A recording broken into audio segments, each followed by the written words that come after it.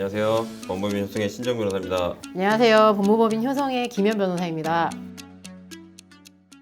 이번에는 변호사님, 이혼과 관련한 문제 중에서 이혼을 하게 되면 당연히 우리가 같이 있었던 집하고 같이 벌었던 이 재산들 어떻게 나누지? 하는 재산 분할 문제가 나오는 것 같아요. 일단은 쟁점을 명확하게 하기 위해서 네. 예를 들어서 부부 간의 재산이 100억이 있고 상대방이 부정행위를 저질렀어요. 그래서 이런 상황에서 저놈이 잘못한 짓을 했으니까 저 100억은 제가 다 가질 거예요. 이런 질문을 하시는 분들이 상당히 많아요. 얼마 전에 대전에서 상담을 하신 분께서 한번 부정행위 사실이 적발되고 나서 이제 각서를 받으셨는데 다시 한번 부정행위를 하는 경우 당신 명의로 있는 모든 재산을 나한테 내놓아라 이런 식으로 원하셨더라고요. 안타깝지만 재산 분할과 이제 위자료를 좀 별개로 보고 있지 않나요, 변호사님? 그렇죠. 이혼이라는 사건이 발생하면 이혼, 친권 양육권, 위자료, 재산 분할 이렇게 나눠지는데 잘못한 거랑 재산 분할은 상관없어요. 그죠? 네. 아무리 잘못했다 하더라도 위자료가 그 재산 분할금을 사실 넘어가는 경우가 그렇게 많지가 않아요. 그죠? 그쵸. 정신적인 충격에 대한 손해는 사실 금전으로 환가하기가 좀 어려운 것 같습니다. 그렇죠. 단순히 재산의 어떤 유지 형성 경위만 이제 살펴보게 되니까요. 맞습니다.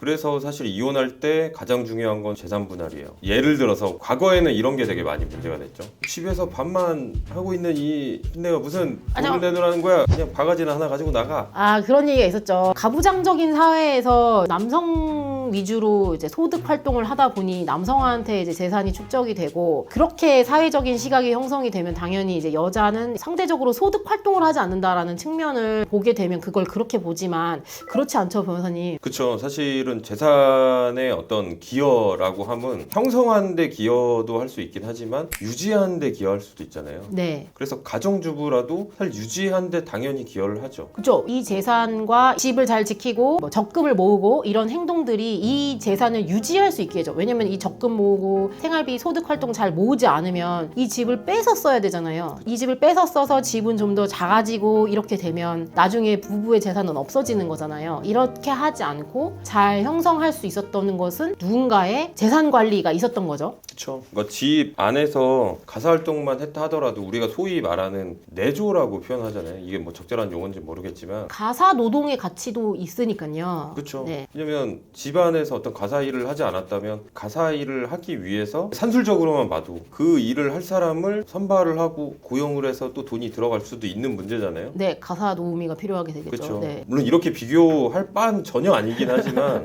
그냥 최소로 잡아도 그렇다는 거예요. 그죠? 그러니까 이런 걸 설명해 드리는 거죠. 이런 무형의 기여, 유형, 무형의 많은 기여가 있기 때문에 이거를 다 인정을 하게 됩니다. 그리고 좀 아이를 낳고 혼인 관계를 유지하는 것, 아이를 몇 명을 키우는 것 이런 것들도 좀 반영해 주시지 않나요? 그렇죠. 실제 아이를 출산하는 입장에서는 내가 어떤 경제 활동을 이제 포기하는 부분들도 있고 아이를 키우는 비용들도 있잖아요. 아까 말씀드린 전혀 비교할 바도 아니긴 하지만 최소로 잡는다 하더라도 네. 예, 그런 문제가 있기 때문에 정리해서 말씀드리면 유지 형성에 기여한 부분도 가정주부로서 충분히 기여할 수 있는 거고 재산 분할에 있어서 자신의 권리를 주장할 수 있다. 그렇습니다. 예, 기억하셨으면 좋겠습니다. 네. 네.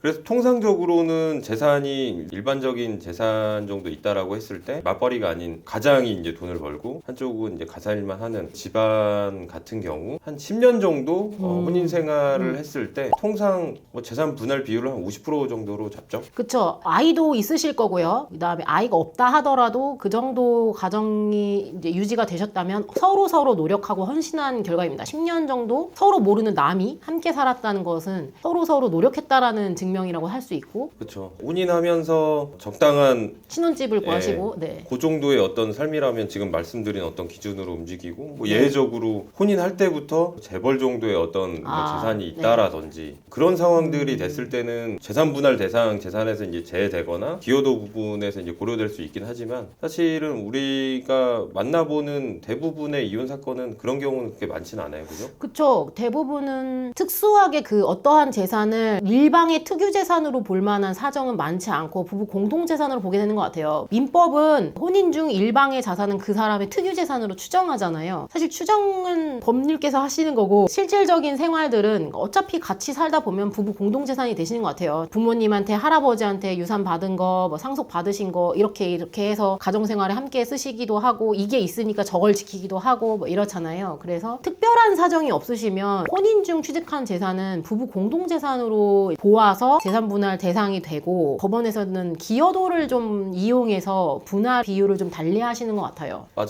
그러니까 보면은 사실 조삼모사인데 아, 그렇네요. 네. 사실은 재산 목록으로 넣냐 안 넣냐의 문제는 여기서 특유재산으로 다퉈지지만 분할대상 재산으로 들어갔을 경우에는 네. 사실 기여도에서 또 고려가 되잖아요. 본인의 어떤 그러니까 본인 특유재산 주장하는 재산이 들어간 만큼 기여도가 올라갈 수 있는 거죠. 그렇죠. 근데 그렇게 주장하는 재산이 분할대상 재산에서 이제 또 빠지게 되면 또 기여도가 또 내려갈 수 있고. 있죠. 예. 네. 그래서 사실 뭐 조삼모사라서 전체 총액을 얼마를 가져야 만족할 건지 이런 관점에서 재산 분할은 좀 접근을 많이 하는 것 같아요. 그렇습니다. 실제로 한쪽이 유산이나 이제 상속을 많이 받으셨거나 아니면 사업이 너무 잘 되셔서 사업상 재산이 좀 많으시거나 한 경우에 그걸 다 혼인중 재산으로 보기에는 좀 어폐가 있는 거죠. 주식회사가 아니라 사업체가 개인 사업체라고 한다면 개인 명의니까 부부 공동 재산이냐. 대체적으로 너무 현격하게 구분은 안 하시지만 법원에서 분명히 기여도로 좀 조절하시는 것 같아요. 가정 내에 있는 배우자는 아무래도 사업에 기여하는 부분이 적다 보니 사업체 재산이 만약에 들어오게 되면 그 부분에 대한 기여도는 적어지는 거죠. 그런다 하더라도 뭐 사업이 잘 될 수 있게 도와줬다. 예를 들어서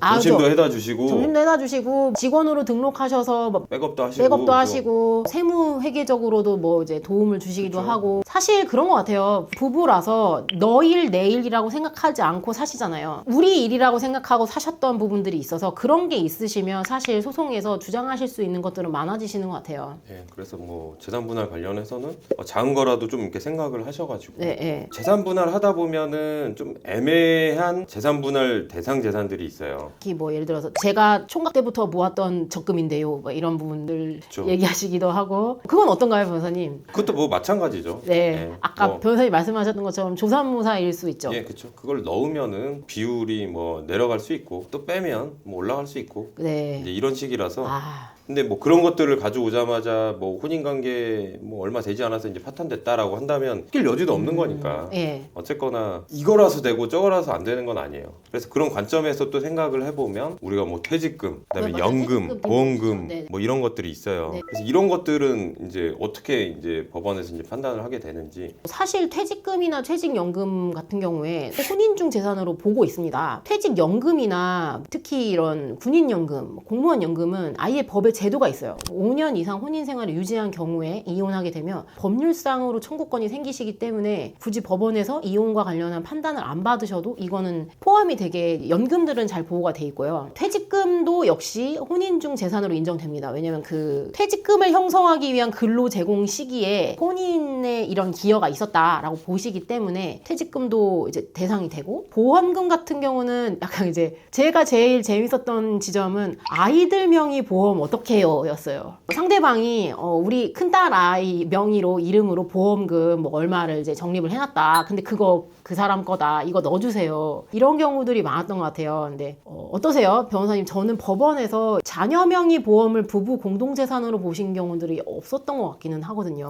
그러니까 그게 다퉈졌던 경우는 있어요. 그러니까 보통 이제 계약자가 이제 해지환급금을 수령하게 되기 때문에 네. 그 해지환급금을 누구 것으로 둘 것이냐 이런 문제인데 아이들 관련한 보험은 사실은 뭐 실손보험이라든지 이런 거기 때문에 사실 해지환급금이 그렇게 크지가 않아요. 네. 그래서 사실은 이건 뭐 빼는 경우도 있고 두 번째로는 아이들 관련해서 이거 누구 재산으로 보게 되면 누가 뭐 해지할 거냐 말 거냐 이런 이슈가 나오기 때문에 목록에서 빼자 이런 합의를 많이 했던 것 같아요.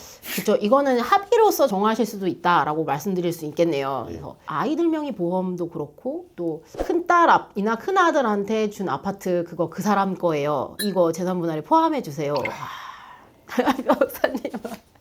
정말 많죠. 가슴 아픈 사례죠. 왜냐면 왜 그런 얘기가 나오냐면 이혼 소송을 하게 되면서 자녀들이 다 상대방 편을 드니까 자녀한테 줬던 재산도 상대방 거라고 주장을 하게 되는 거죠.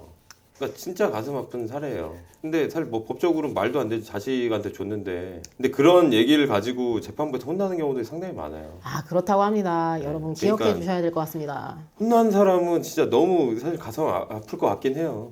내 편 들지도 않고. 그러니까 왜 안 들?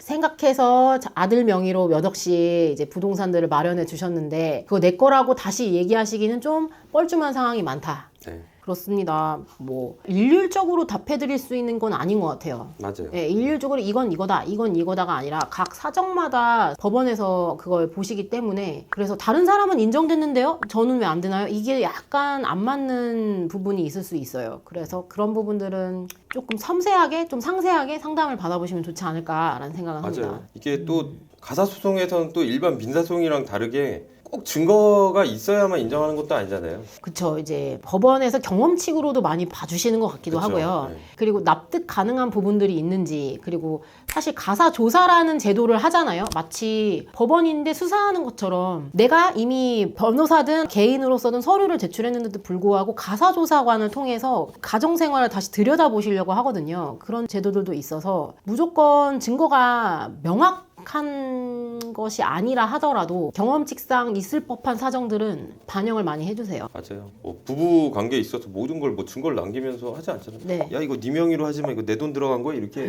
서류를 써줘 이렇게 하지 않잖아요. 그래서 이제 그런 상황들이 좀 반영된 게 아닌가. 그리고 이혼 소송을 하다 보면 이런 경우도 있어요. 딱 찾아오셔가지고 이혼 소송 해주세요. 어제 재산들 다 정리하고 왔습니다. 그러니까 저 재산 아무것도 없으니까 이혼 소송 해주세요. 뭘 해도 저는 다 이길 수 있습니다. 어떻습니까? 맞습니까? 이렇게 말씀하시는 분이 오면 저는 이 사실관계를 어디서부터 공략을 해야 될까? 본인은 무엇을 알고 미리 먼저 손을 댔다고 하시는 걸까? 변호사랑 상의도 안 하고 먼저 손을 대시다니 정말 나쁘다라고 생각을 하고 모든 게 기록에 남지 않나요, 변호사님? 그렇죠. 모든 게 기록에 남고 그 모든 것들을 하시고 오시죠, 보통. 그래 난 빈털털이에요. 줄 거 없어요. 저 사람은 뭐 가지고 있네요. 저 사람 거 다 뺏어오고 싶어요. 그래서 법률에서 그런 것들을 재산분할 청구권을 침해하는 사해 행위로 보고 이 재산분할 청구권을 보전하기 위해서 사행위 소송할 수 있다고 하시거든요. 이렇게 규정을 한 건 재산분할 청구권이 이혼이 확정되어야지만 발생하는 채권인데 미래에 발생하는 채권인데 미리 이제 조치가 취해진 것 때문에 손을 못 댈까봐 이제 법률에서 규정하신 것 같아요. 근데 저희는 좀 다르게 하지 않나요, 변호사님? 이 사행위 소송을 하는 것보다. 그렇게 할 수도 있긴 하지만 사실은 그 이혼을 할 때 재산분할 대상 재산을 특정 짓는 시점이 있잖아요.